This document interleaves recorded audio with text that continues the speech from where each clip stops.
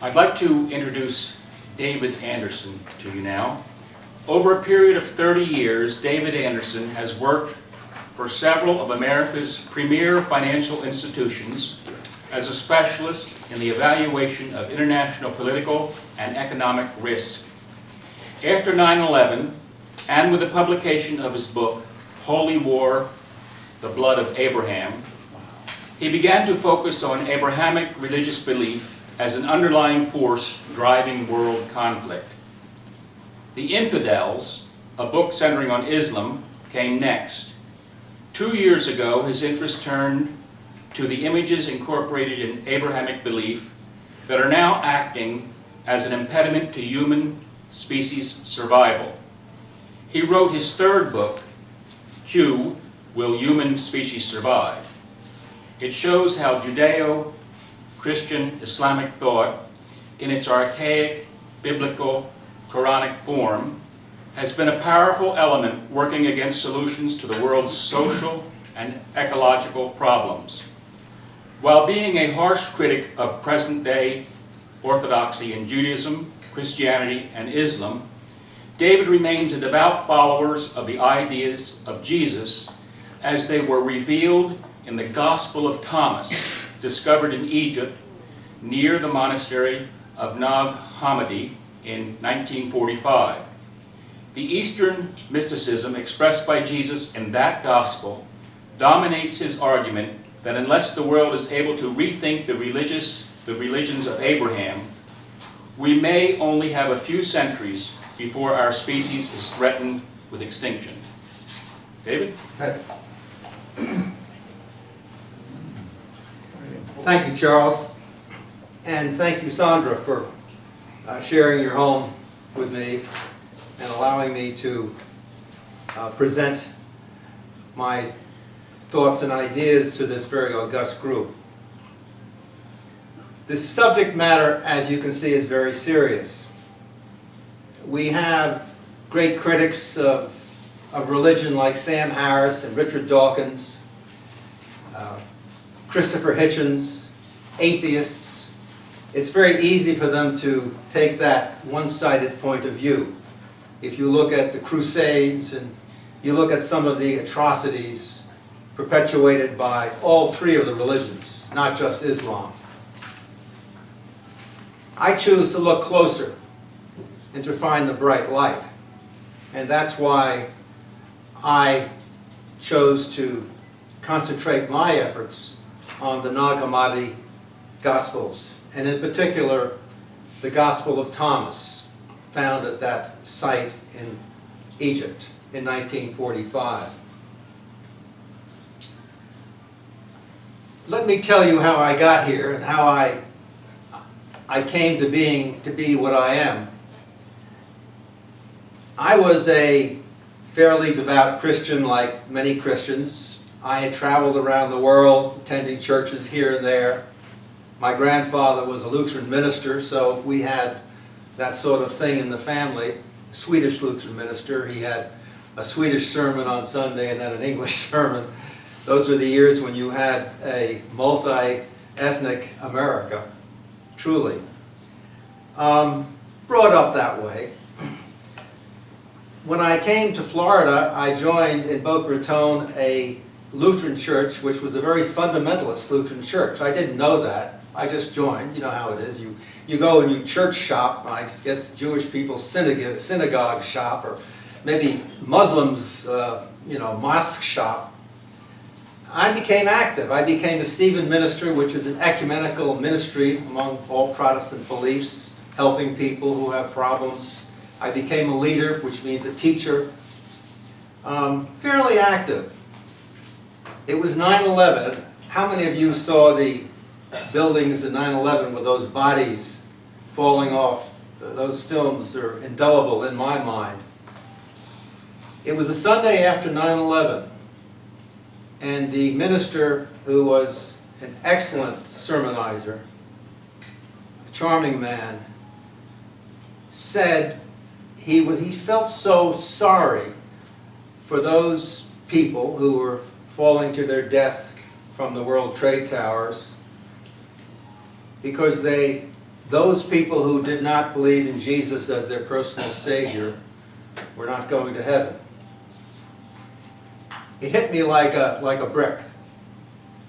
I sat there in the pew and I said to myself, I don't belong here. I don't even know if I belong in this religion. That began my quest. It was 10 years ago. And so I decided I'd have to find out what really happened to Christianity. How did it go wrong? What happened at the Council of Nicaea? What happened in the 2nd century and the 1st century? What happened in the 7th century when Muhammad picked up Christianity and Judaism and created his religion, Islam? Where did it all go wrong? And so I wrote my first book. The first edition was a bit rough, and then I have a second edition where I corrected all the mistakes. When I got into this, I found out something very interesting. That there was a gospel that wasn't included in the canon. You know, you have Matthew, Mark, Luke, and John. I also found out, because I became active in some organizations, PhD type organizations, namely Westar. I became an associate. And I got to know some of the people who had done some of the work with the Nag Hammadi Gospels, found in 1945, and in particular the Gospel of Thomas. I found a different Jesus altogether, completely different from that put together by the Roman bishops in the 4th century and the Emperor Constantine. It's interesting, just a few weeks ago, I was reading a book by an individual named Kieran Legreese. There's a group in California of high level intellectuals. Richard Tarnas is pretty much the leader. And so I read most of the stuff that comes out of that group. And Legreese said that the two greatest events of the last 100 years have been the pictures, or the picture of the Earth that we all know, when the astronauts, when they went up to the moon, and you have that incredible picture of our planet. And the second was the Gospel of Thomas. Interesting. I met Richard Tarnas about 2 years ago, and I had my essays in a bit rough form at that time, but I was very interested, as I just said to you, in the Nag Hammadi finding, so I marked it and I gave it to him. Who knows? Maybe that was what sparked Legreese to start looking into it himself. But anyway, those were the two major events of the last 100 years. Next came my interest in Islam, because after all, that is where we are right now and where we're having great difficulty. We're not in the Crusades. You could say, well, George Bush, because of his evangelical Christianity, led us into the war in Iraq. Perhaps that's true, perhaps it isn't. But the real problem, we all know, is Islam. So I wrote the second one, which was The Infidels, where I spend more time on Islam. After I'd done all of that, I had what you might call an aha moment.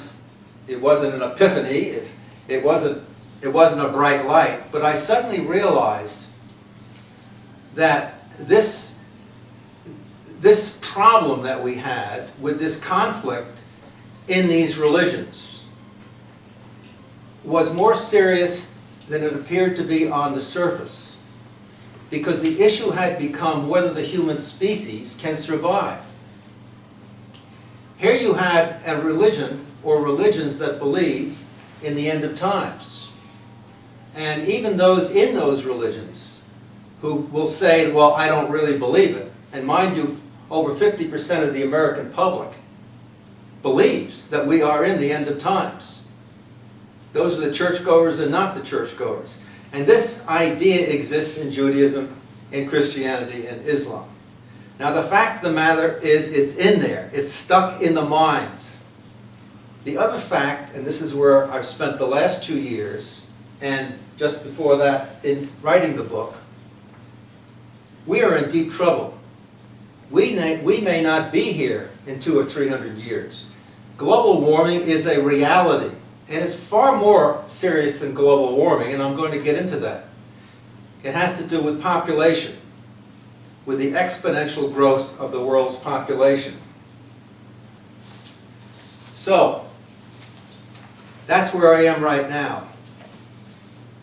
What is the role of these religions with respect to the survival of the human species? Is it a positive role or a negative role? If it's negative, how can it be changed? And there we are.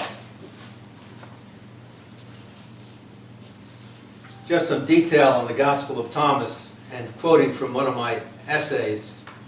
I did a lot of work with the early Jesus because I realized, I wanted to find out where the church had gone wrong and how they had misinterpreted.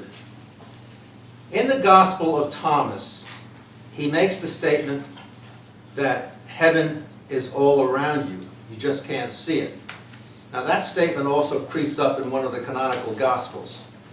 But basically the idea of the early Jesus is that heaven is right here. We are in it right now. And to be in it, one must find God within oneself. Jesus was very clear in that gospel. It is not by believing in me, or believing that I'm your Savior, or anything like that. It's by attempting the best you can as a human being to be like I am. Huge difference.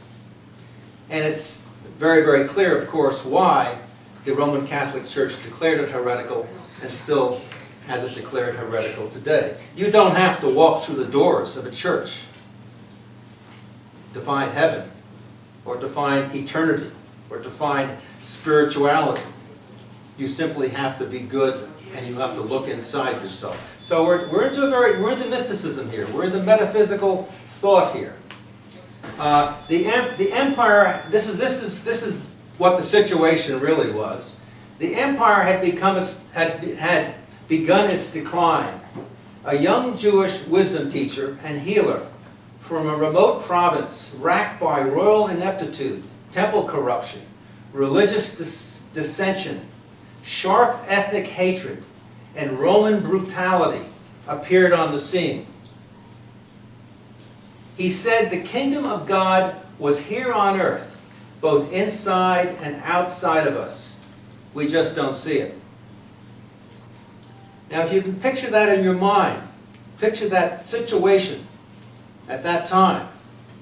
Brutal Roman Empire, corrupt Jewish temple. And this guy appears on the scene and says, heaven, these people were starving to death. So there you are. Okay, enough about the Gospel of Thomas. I want to let you know this because I wanted you to know where I'm coming from here. We're going to talk about some other kinds of subjects, but this is the David Anderson that you see before you. And this is how I came to be here and think the way I'm thinking. I really want to concentrate on the survival of our species.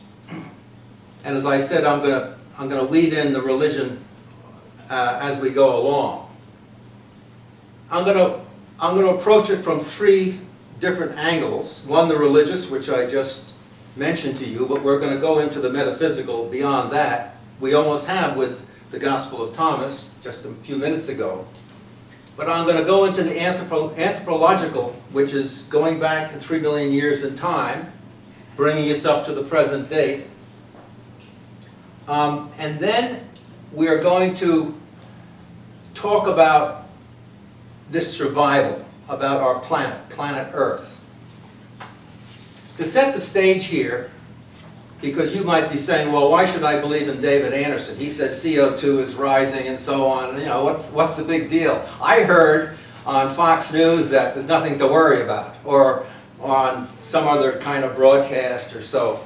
In fact, even on CNN, you'll find, well, there are some people who say yes, and there are some people to no. Let me give you a couple quotes.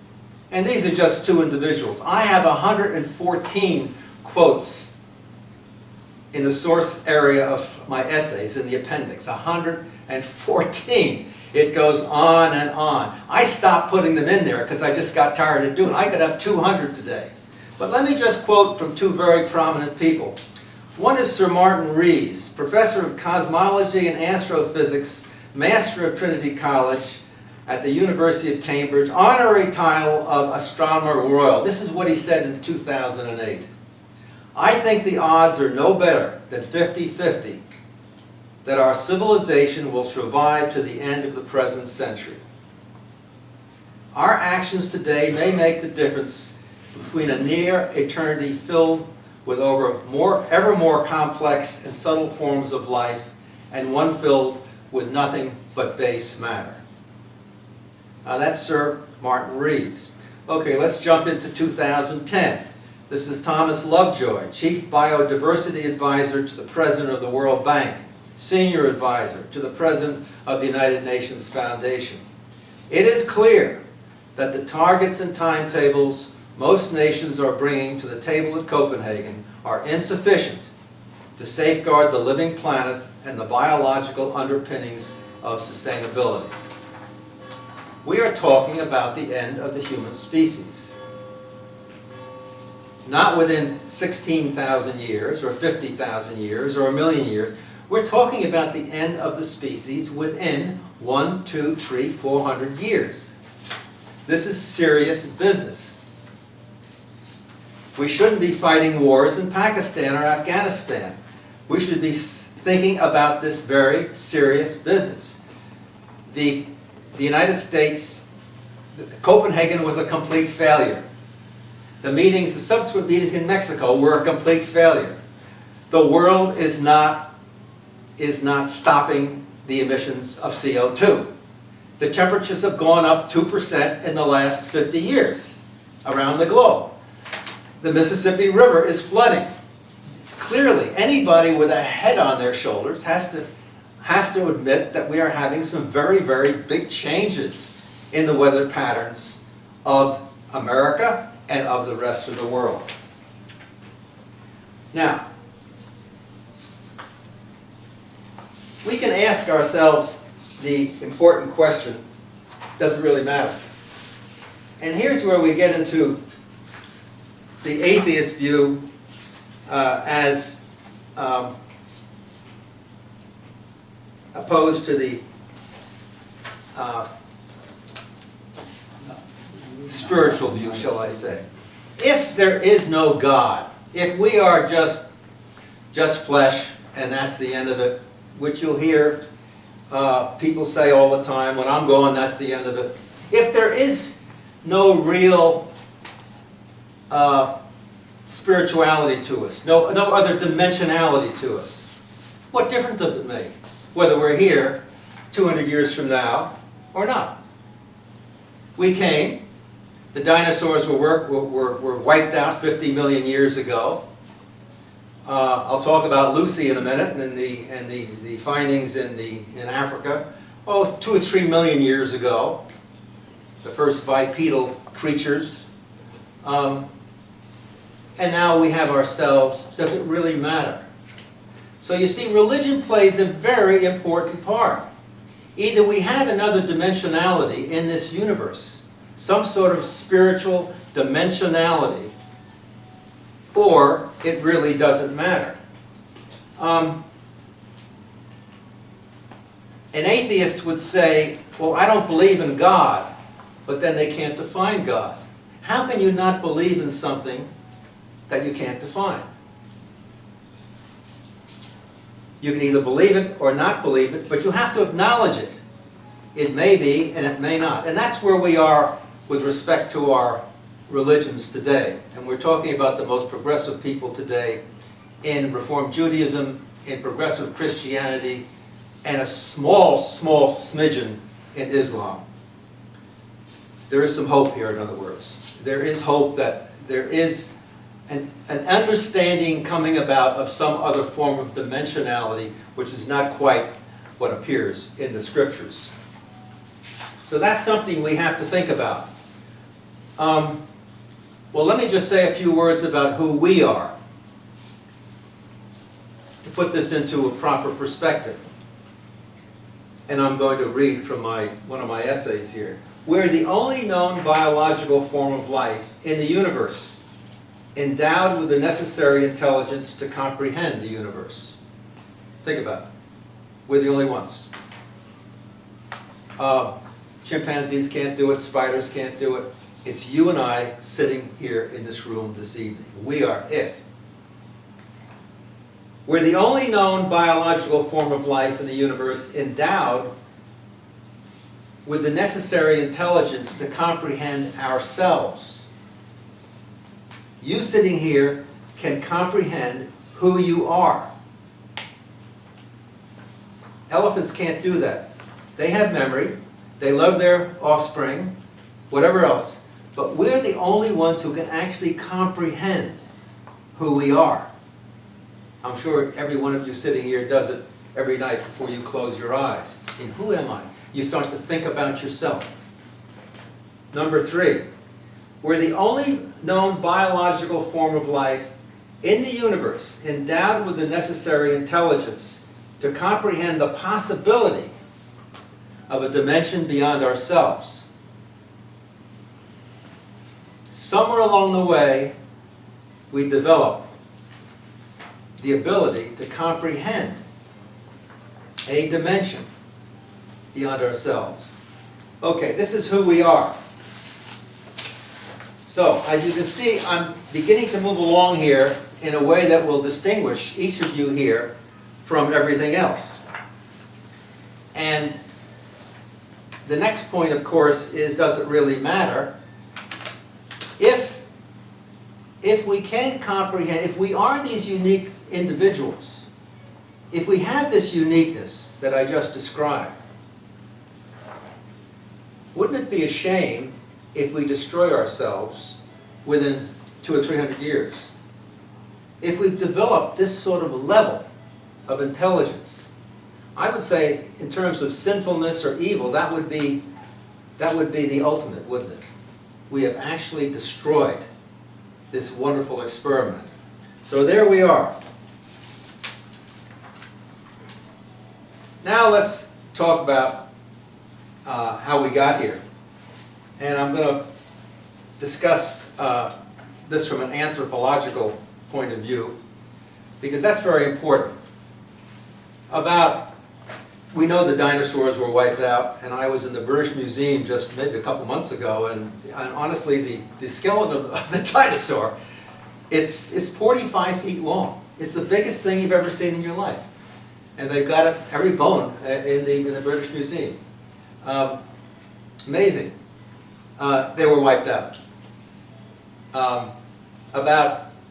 The only thing left were the little mice and whatever crawling, little creatures crawling in the deep waters and so on and so forth. Out of that came about 3 million years ago, and maybe even into 4 million years ago, a creature somewhere in what is now Ethiopia and Sudan, in that section of Africa. There were what's called bonobos, apes, and chimpanzees in that area. They have the fossils that go back before that. But the difference was that these creatures, the chimps, as you know, they're like this. Their legs, their arms are long, and it's very easy to determine that from the skeletal remains. That allowed them to crawl around the trees and to escape the predators on the jungle floor. At that particular period, 3 or 4 million years ago, all of Africa was heavily wooded. Then it suddenly became savanna-like. As that occurred, or just before it, this bipedal creature appeared. When I say bipedal, you're bipedal. It means you have the 2 legs, 5 toes, and you stand upright. The fossil skeletons that they have found for that period, the Leakeys and this latest one, Lucy, show this kind of creature. And if you look at that skeleton, it looks just like a human skeleton today. You can't tell the difference. Of course, they were small. They were 3.5, 4 feet. Now, evolution was moving in this direction. You can ask yourself the question, why bipedal? Well, clearly, bipedal creatures could move faster. They can run. They don't have, the apes don't run very fast, if you'll notice. They go like this and then they stop. These creatures could really move fast. So that's exactly what happened. These were the first hominins, these little creatures. Now, the anthropologists have found that their brain cavity was about the size of a chimp today. So they didn't have much of a consciousness beyond hunting and whatever they did. Sharp tools, and they've been able to find this from the stones, the points on the stones and so on, probably 300,000 before the Common Era, 400,000 years before the Common Era. They have found pieces of rock which showed that these creatures were able to make a spear or whatever and catch a fish or kill an animal. They were meat-eating, mind you. There was a vegetarian side, and they died off, and the ones who lived were the meat-eaters. Okay, now I've got you up to about 300,000, from 3 million to 300,000 before the Common Era. Now you have to realize that Africa is about 5 times the size of the United States. It is enormous. People don't generally appreciate that. You put 5 Americas into Africa. I lived in Johannesburg for 5 years. The distance between Cape Town and Johannesburg was 1,000 miles. And if you look at a map, it's just down at the bottom like that. The vast area of Sudan and Ethiopia, which is about the size of 2 United States, was full of rainforest, savanna and rainforest. And the water could only go in one direction. Which direction is that? North, right? Nile River. Nile River. It's the only direction. Today, the Nile River flows from the Blue Nile, the White Nile, which is Ethiopia, Sudan, through the cataract, 500 miles to Alexandria and into the Mediterranean. So what do these little creatures do? Well, it's very clear. They made rafts of reeds and whatever else, and all the water was flowing at 2 or 3 knots in this direction, and they simply started moving north, finally got to the Nile, through the Nile, and eventually entered the great land masses of Europe. That's what happened. There's no question about it. We came from Africa. As this occurred, the brain cavity got bigger. Question. At what point did these humanoids, these hominids as they call them, or Homo sapiens by that stage, start to think in cosmic other terms? That is God.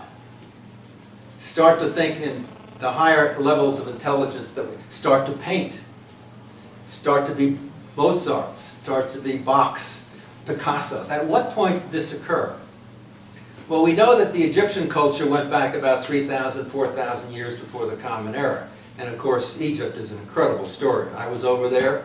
The pyramids and the monuments are just beyond belief. No more than 2 or 3 million people over 3,000 years. I mean, you can't believe what they did in that civilization. And we're going to talk about Akhenaten in a minute here, when we get into more religion. They entered Europe, and there was no indication of thinking of any other kind of world in Europe until the discoveries 20 or 30,000 years before the Common Era. And the prime example of that are the caves at Lascaux. Now, how many of you here have seen the pictures from picture books? Not there. How many of you haven't? Have seen the pictures of those cave paintings in the caves in Lascaux, France? How many here? You have? Okay. Okay. Yeah. In Lascaux, you have a series of caves. The paintings were painted between 20 and 30,000 years before the Common Era. They are the most incredible paintings you've ever seen in your life. I mean, they are Picasso. They are as modern as anything you see in the Museum of Modern Art, New York today. The motion of the animals, the colors. There is no question that these individuals painting these paintings had an awareness of another dimension, of God, so to speak. There is no question about it. Now that was 20,000, 30,000 before the Common Era. I want to read you something about Lascaux. If you just give me a minute here, page 69 and 70. I was so moved by this that I decided that I would write a page on it for my essays, which I read up at a convention this last year. There's an association that I'm a member of called IRIS, which is an association of religion and scientists, very progressive association that's been around since 1954. And I'm on the committee for the meetings in 2012 when the subject will be environment, will be the future of planet Earth, from both a religious and a scientific perspective. Now, in doing my research, you know, you get these things that kind of hit you, Charles. Lascaux hit me. I got to tell you, I saw the pictures of those animals on the cave walls, and I just had to put something into writing. So, pardon me for reading this. It's a page. It's going to take about 2 minutes, but it also covers the whole religious subject that I've been discussing with you. If you've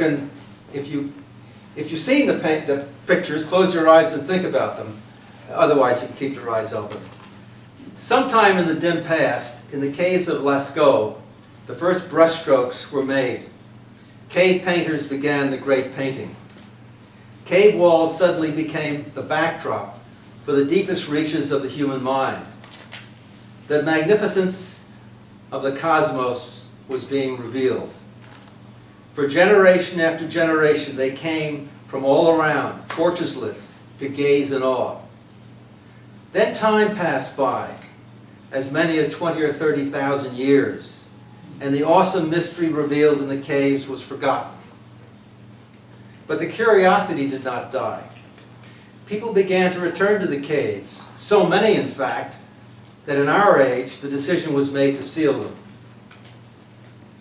As the humidity left from the bodies and the breath of those visiting was found to be destroying the paintings. Now, except for the echoes of the voices of curators, the walls are silent, the awe is gone, the mystery is gone. Today, as we think of those caves, we ask ourselves, was it all simply a ruse by those cave painters to fool us? Is this the reason our minds have closed shut and we no longer can experience the awe? Or is it that we now more know than they did then? Or should we blame those religions that followed? Religions that in their wisdom turned the awe felt so deeply into law, our religious law. Or was it the great thinkers of our modern age like Copernicus and Galileo and Newton, and then those after them from the Enlightenment, all rushing toward the conclusion that God was dead and that science could give us all the answers? Who told us that this awe in these cave dwellers felt so strongly was no more than chemicals moving through their bloodstreams into the tissues of their brains. When we listen to our cosmologists, physicists, chemists, psychologists, it seems that they were right. God lost, Christianity lost, Judaism lost, Islam lost. The atheists won. Friedrich Nietzsche, Carl Sagan, Richard Dawkins, Christopher Hitchens, Sam Harris, those who told us that God was dead won. But did they really win? It was easy for these skeptics to deride these cave paintings. For them, and for us too, the awe was gone.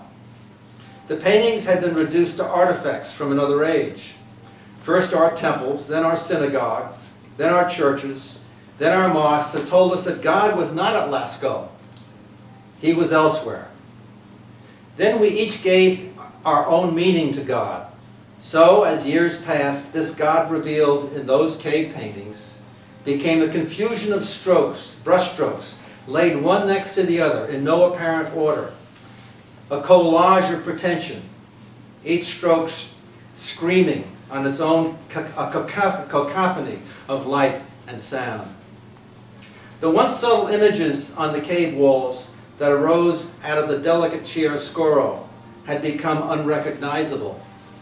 All that was left was a meaningless uncertainty. No longer could we gaze in awe. The revelation was gone.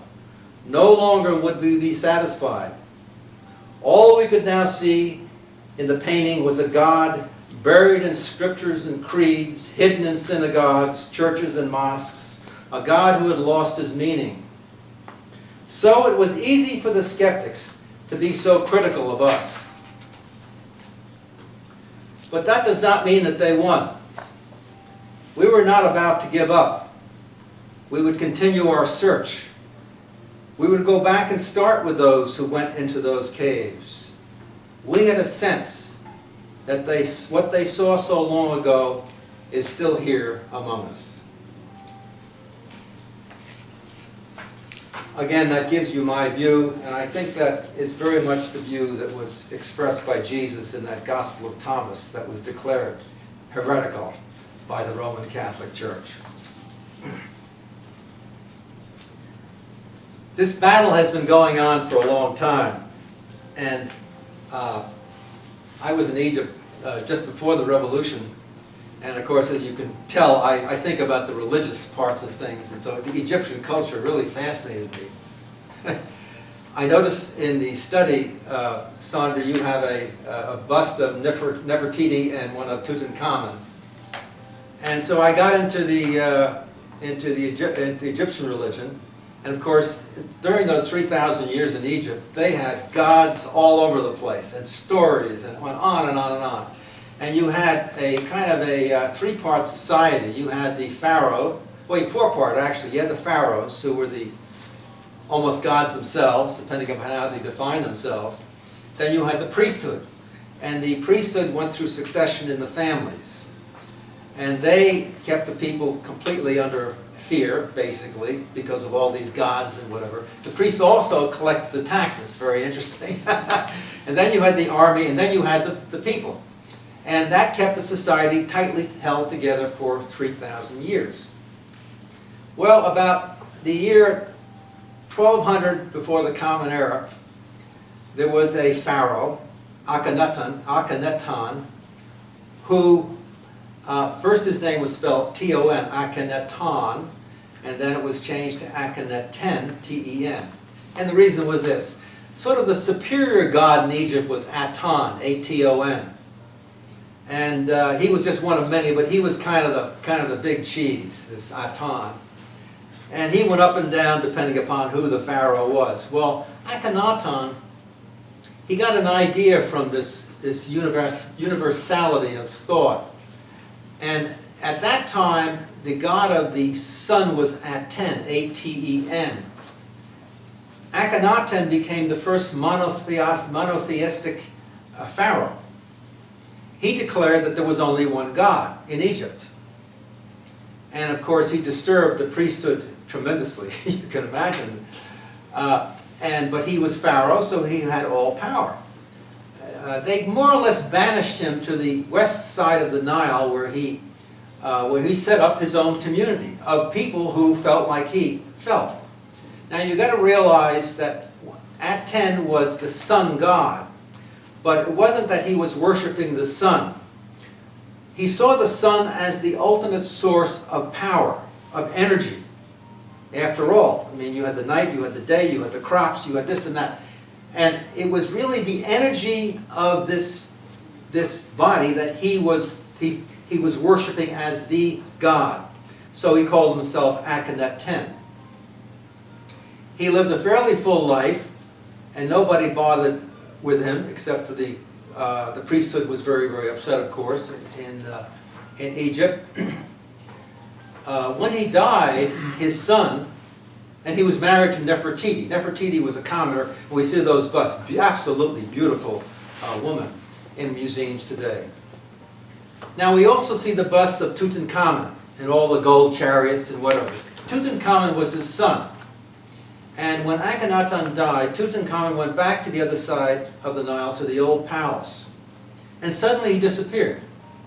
He was murdered by one of the priests, the priesthood, and he disappeared. And in Egyptian history, when they don't like people, they would wipe their names off. And of course, it was all in stone. They had to chisel their name. And he just disappeared. Tutankhamun totally vanished from the face of the earth. Nobody could figure out, in fact, whether he really existed. Well, we know why they did away with him is because they wanted to take back the power, didn't they? Here we have it again. The priests felt that they were losing the power, so they murdered Tutankhamun, and then they thought that they would get rid of him. The reason that the tomb in the Valley of the Kings, which I was in, of Tutankhamun was not found until recent years is that they were wondering whether he really existed. Every other tomb was looted. I mean, every tomb in Egypt, in the Valley of the Kings, was completely looted at one point or another, or the pieces were moved off to the British Museum, but they couldn't find this strange Tutankhamun. When they opened this, of course, you got to realize the Valley of the Kings is all this sand and rock all over the place, so you wouldn't know where things are. Anyway, they found it. I think it was probably the 50s or something like that, 40s, 30s, and in this tomb they found an incredible amount of gold. What they had done is taken all of his play toys. In those days, play toys were gold chariot, just incredible. And they just wanted to get rid of anything that said Tut on it, you know. And they moved it all in there. Well, it was the greatest find of any tomb ever in the history of archaeology in Egypt. And so when you see the Tutankhamun exhibit in New York, or you go into museums and you see Tutankhamun this and Tutankhamun that, that's the story of Tutankhamun. The interesting part of the story is, as I say, once the priesthood is in power, the popes, the rabbis, the imams, once they've got that power, they do not give it up very easily. And that is the Egyptian example of that. Now, I'm going to come to the end here because I want to open this up to some questions. I think I pretty much stated my case. We have Lascaux and we have Tutankhamun, Akhenaten, and it goes on and on. Let me just mention one other thing, though, which is very, very important. It's more than CO2. And this is what I've been spending a great deal of time on. It's called population growth. We are at 300 million people in the United States right now. It's twice the number when I was in high school. We were about 160 million when I graduated from high school. It's very serious. The world population is at about 6, almost just under 7 billion. It's going to get up to 10 billion very, very fast. There is no way that this planet can sustain a population of 10 billion people. Most scientists consider that with a fairly minimum standard of living, 4 to 5 billion people. So we are polluting ourselves out of existence. There is no question about it. For example, you can go on Google, you can go on the internet, you see some figures and facts. Most of the problem Russian population actually is decreasing, but worldwide it is a terribly serious problem. Egypt, where I was, 86 million today, used to be 60 million. With the lack of tourism now, they're going to be starving in Egypt in another 3 or 4 or 5 years. But here's the real bad one, and this is very fairly huge. Nigeria. Nigeria is about twice the size of California. Its population is 162 million today, which is the population of the United States when I was in high school. The projected population of Nigeria for the year 2100 is 730 million people. 730 million people. Now, and this is by the UN projections. 80% of Nigeria's revenues come from oil. They only have 25 years left of oil. Right? 25 years left. Now, they do have gas, but it's not that easy to get the gas out of the ground. What's going to happen in 25 years with, say, 400 or 500 million people in Nigeria? There are going to be hundreds of millions of people dying, starving. You can repeat this, what I just said, with Mexico City. If you think you've got an immigration problem right now, nothing compared to the immigration problem that we will have in the United States. As a matter of fact, the United States population is expected to rise to 300 million to 500 million by about 2040, 50. Almost all of that increase will be immigration. And we know where the immigration is coming from. It'll be coming from Mexico, where there's not enough water in Mexico City right now to provide water to the people on a 7-day basis. So there you are. With that, I'm going to open this for questions. You can see how I've gone from first the religious subject of the conflict right through into the environmental subject and tried to tie the two in.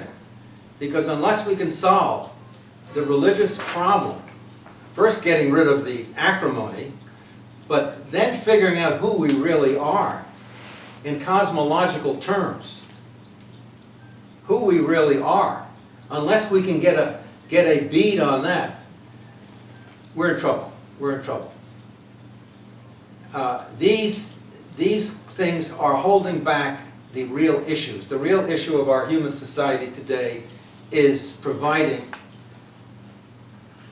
a climate where human beings can live a good life without destroying this planet. And we know we can do it. In fact, we have elements of religion that have allowed us to think in those terms. Buddhism, for one. There are plenty of mystical types of religions that give us, we have all kinds of clues. We have the Gospel of Thomas. We have all kinds of clues in front of us.